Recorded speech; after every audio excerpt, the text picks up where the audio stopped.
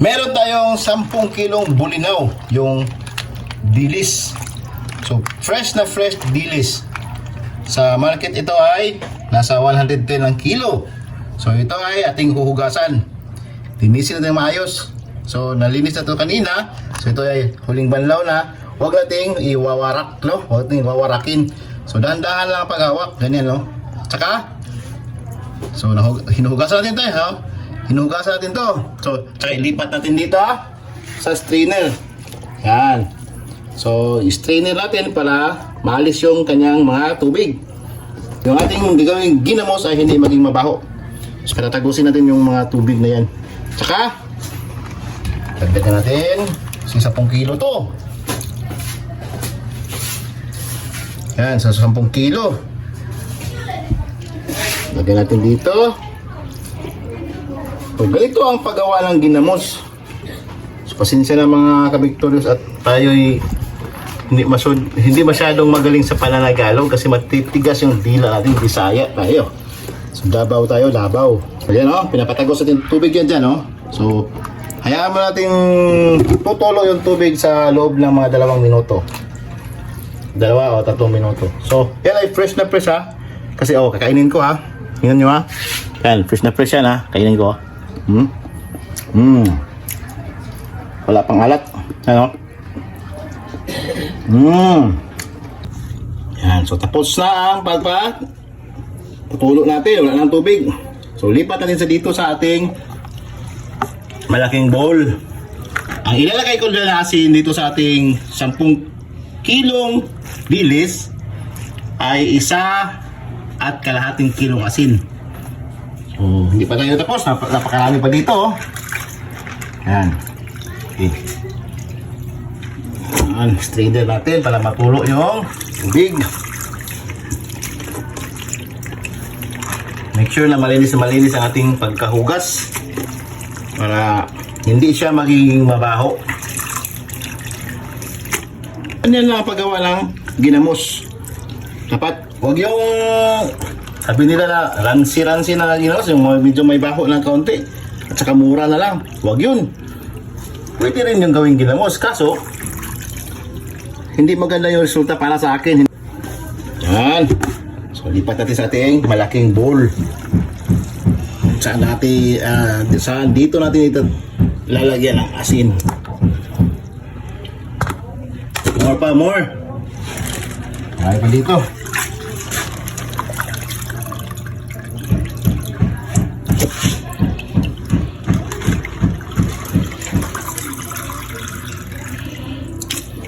Itong ginamos na ito mga kabiktorios ay dalahin natin sa bukid.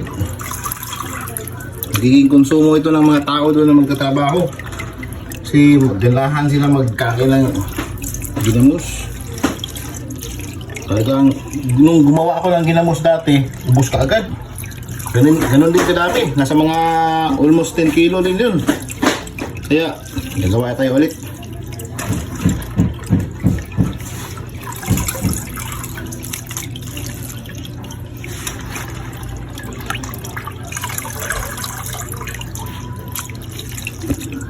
Okay.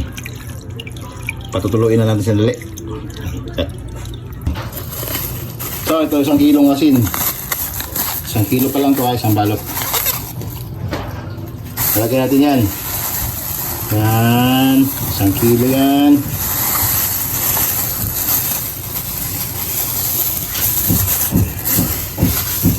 At magdadagdag tayo ng 1/2 kilo.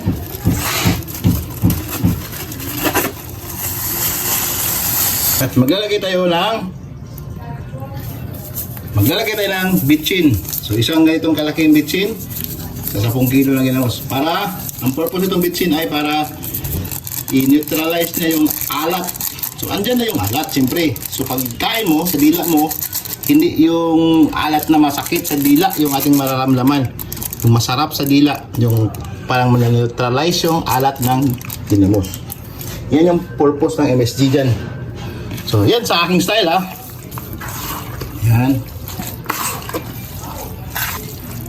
So, abang-abang ha. So, sa paglipat na din mamaya sa pag-dispenser.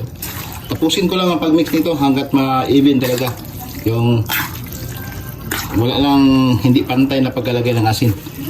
So yan ha. Okay.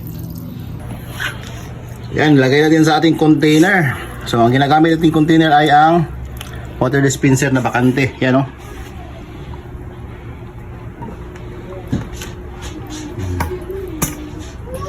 Yan, lagay natin dito. So make sure na walang tubig ating dispenser ha. Kapag magkatubig yan, manganganib tayo sa pagkakabaho. Mga 7 araw lang, pwede na itong kainin. Lalong tumatagal, lalong sumasarap.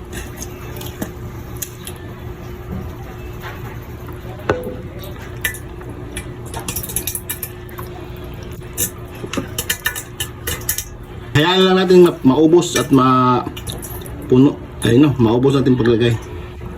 Sige. Salamat sa inyong panonood ha. So 7 days, pwede lang kainin to.